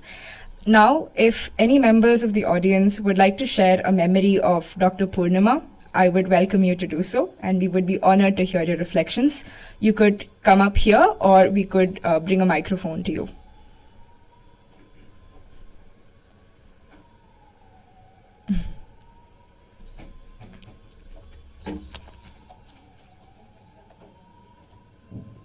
Hello, my name is Shobha. I'm the former employee of CBPS. Worked in the development sector for over 25 years. CBPS stands very unique and very special for me. It's because of Dr. Poornima Vyasulu and Dr. Vyasulu. Though I didn't have much time to work with Dr. Poornima, I was not really privileged. Maybe over 5 months I worked with her.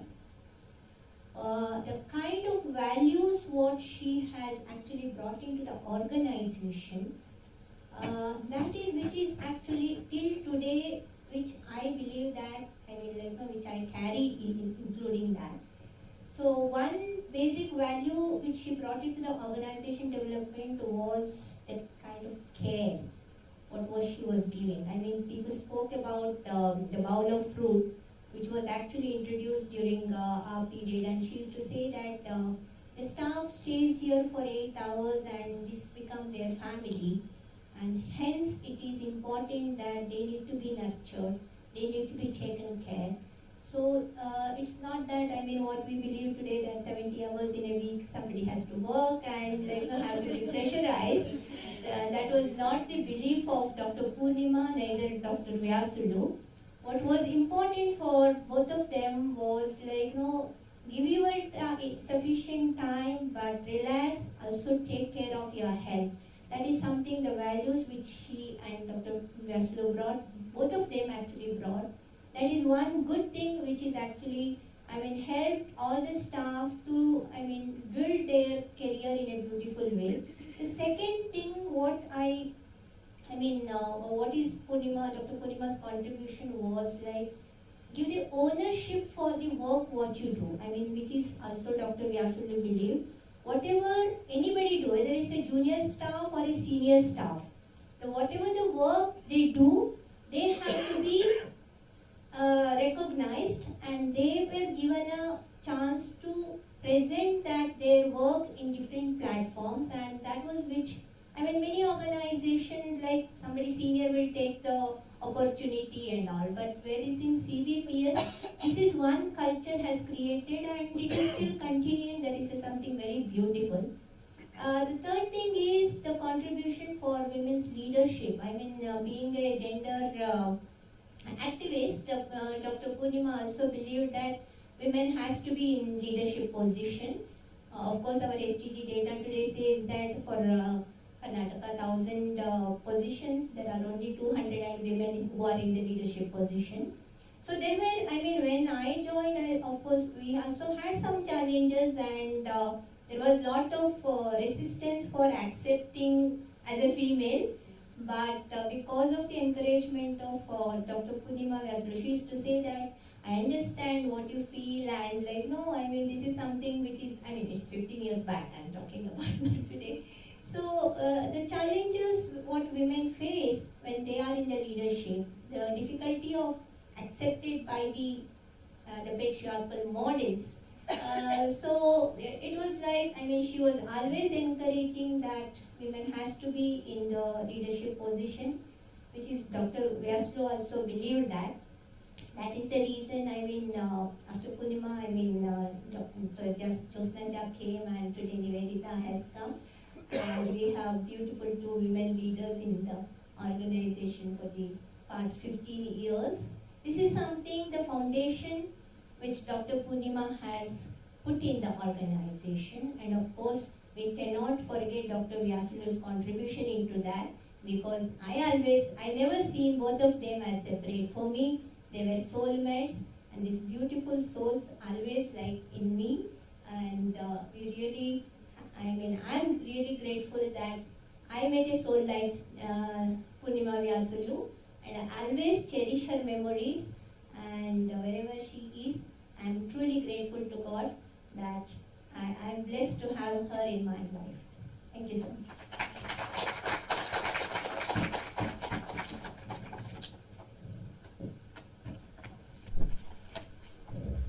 Thank you so much, Shobha, for sharing those precious memories with us. It feels awkward to sort of move from this to a vote of thanks, but I would like to invite Arvind and Ariyan to deliver the vote of thanks.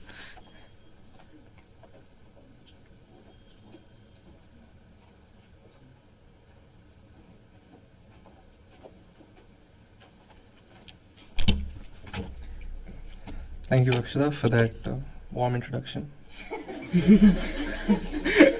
But as Akshitha had mentioned at the beginning of today's event, the annual memorial lecture exists to preserve and extend the legacy of Dr. Poornima Vyasulu and her emphasis on the criticality of empathy, dignity, complexity, and their convergence, not only in research, but in all frames of life.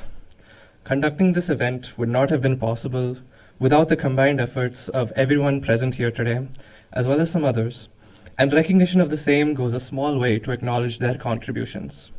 Hence, to begin with, on behalf of everyone at CBPS, we would like to thank the audience for taking the time out of their schedules to aid us in commemorating a crucial figure in our history, and for being such enthusiastic participants today. A special note of gratitude goes out towards Professor Mary John for her valuable insight into the different kinds of complexities that have affected and continue to affect family composition and structure in contemporary India. Your work, as we sure it does to scholars across the country, has inspired us into our own approaches towards research and social study. We would also like to thank Ms. Nitya Gowda for summarizing and translating the lecture in Kannada, aiding us in our effort to make research more accessible. We would also like to thank Professor Vinod Vyasulu and the other family and friends of Dr. Poornima Vyasulu for the support they've offered for this event year after year. The essence of this event would have remained incomplete without the voices and stories of the lives she had touched and the people who continue to carry on her legacy. So thank you, Shobha, as well, for that heartwarming story. Thanks and congratulations goes out to our director, Dr. Niveditha Menon, our team at CBPS, including Ramesh Anna, for successfully organizing this event. The Poornima Vyasulu Memorial Lecture has been a rewarding and fulfilling tradition at the Center for Budget and Policy Studies since 2010, and it's been an enriching experience to be able to engage not only with the work presented here today, but with the persistent legacy that Dr. Vyasulu had cultivated at CBPS. Our extended gratitude to Infosys Science Foundation and their team for lending us this space to host public events, thereby providing us a platform for critical dialogues. For those interested, a recording of this lecture will be uploaded on our YouTube channel. Yes, we have a YouTube channel in a few days. We are also giving away some relevant publications by the organization, which can be found by the registration desk. Thank you once again for your time. Have a nice evening.